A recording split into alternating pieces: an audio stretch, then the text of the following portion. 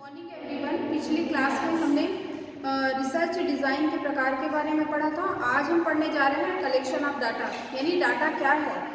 तो डाटा के संकलन के लिए अनुसंधान उपकरणों का प्रशासन न्यायादर्श के प्रयोजन पर किया जाता है।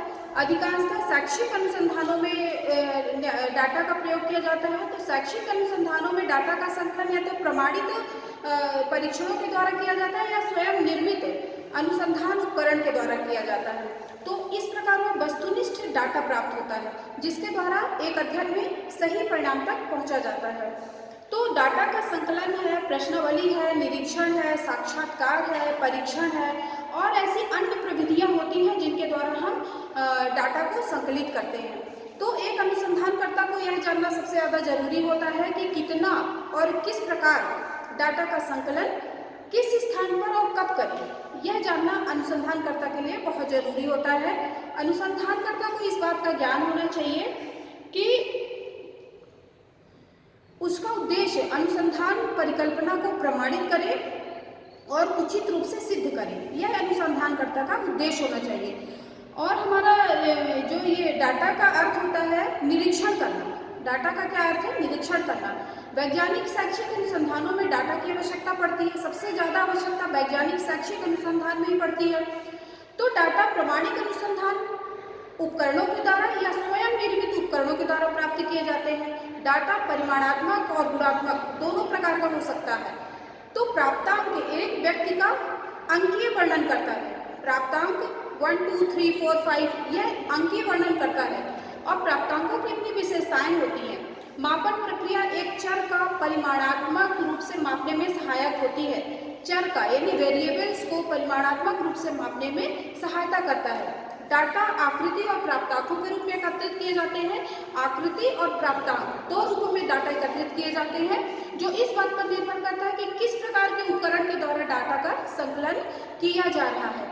अधिकांशतः परीक्षण के द्वारा जो डाटा एकत्रित किए जाते हैं वह प्राप्तांक के रूप में होते हैं। जो डाटा परीक्षण के द्वारा एकत्रित किए जाते हैं वो प्राप्तांक के रूप में होते हैं तथा प्रश्नावली से जो डाटा एकत्रित किए जाते हैं वह अंकीय रूप में होते हैं, आकृति के रूप में होते हैं जो प्रश्नावली के द्वारा डाटा एकत्रित किए जाते हैं। तो डाटा वह वस्तु है जिसकी सहायता से हम यह समझते हैं कि शोध के निष्कर्ष वैध हैं अथवा विश्वसनीय हैं।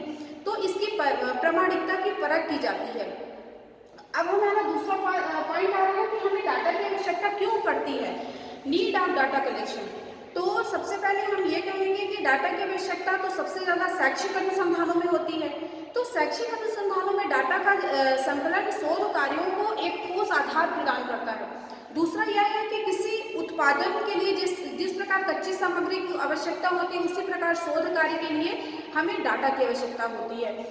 तो यदि डाटा गुणात्मक रूप में एकत्रित किए जाते हैं तो शोध के परिणाम भी हमेशा गुणात्मक ही आते हैं। तीसरी आवश्यकता हमें पड़ती है कि डाटा के आधार पर शोध को सुनिश्चित प्रश्न का सुनिश्चित उत्तर दिया जाता है। वैज्ञानिक शोध कार्यों के लिए तो डाटा का नितांत आवश्यकता होती है। शोध के निष्कर्षों की पुष्टि के लिए डाटा का विशेष महत्व होता है।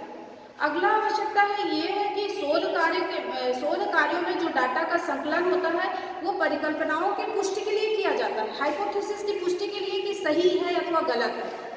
सांख्यिकीय डाटा को दो समस्याओं के लिए प्रयोग किया जाता है। स्टैटिकल जो प्रॉब्लम्स होती हैं उसको दो रूपों में प्रयोग किया गया है।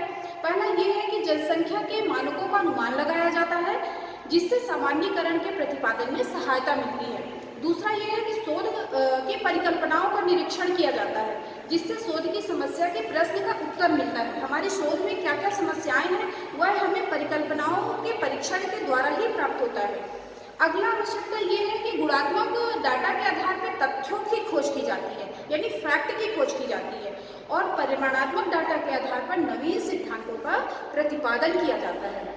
अगली आवश्यकता यह है कि नवीन प्रविधियों की प्रभावशीलता का मूल्यांकन डाटा के आधार पर किया जाता है।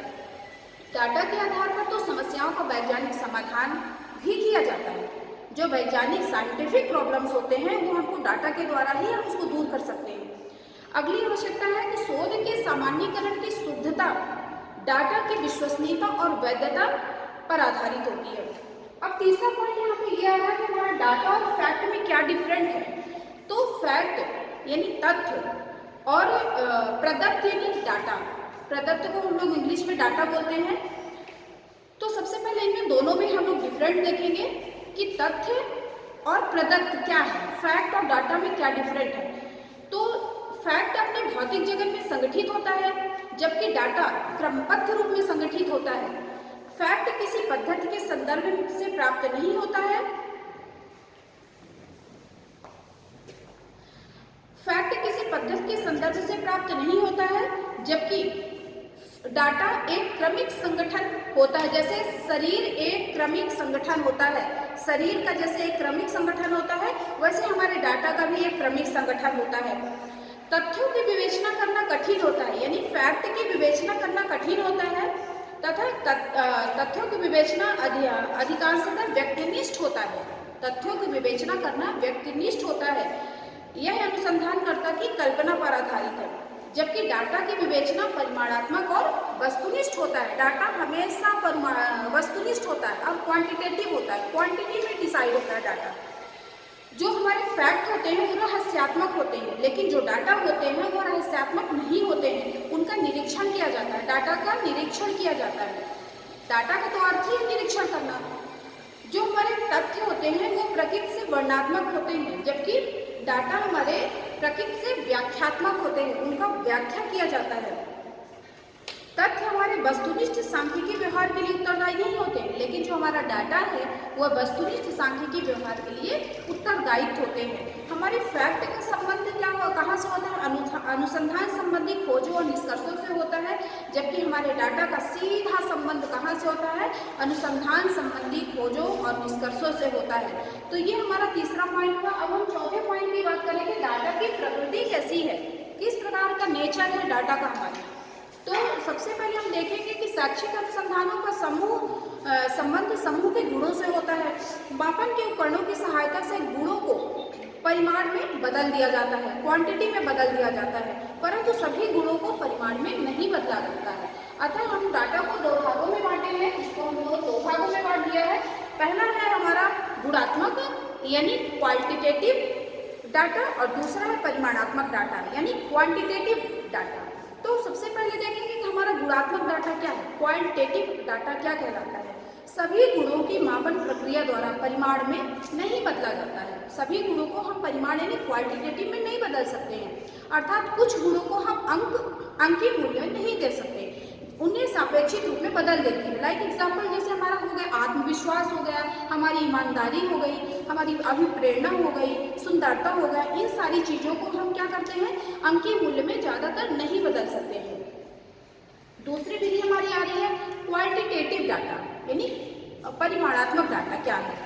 तो जिन गुणों को अंकीय मूल्य प्रदान कर दिए जाते हैं उन्हें चर कहते हैं।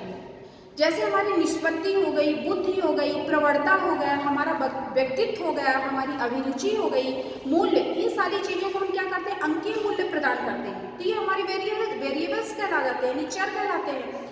मापन की प्रक्रिया द्वारा गुणों को परिमाण में बदल दिया जाता है। मापन में अनेक विधियां तथा अनेक उपकरण का प्रयोग किया जाता है।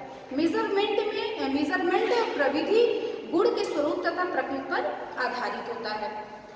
वैज्ञानिक शोध कार्यों में मापन प्रक्रिया का विशेष महत्व है, यानी साइंटिफिक इसमें देखा जाए, हम लोग अगर देखें तो वहाँ पे मेजरमेंट का बहुत ही ज़्यादा इम्पोर्टेंट है, क्योंकि शुद्ध तथा उच्च स्तरीय शोध का विकास उपकरणों से ही हुआ है, टूल्स के द्वारा ही हुआ है।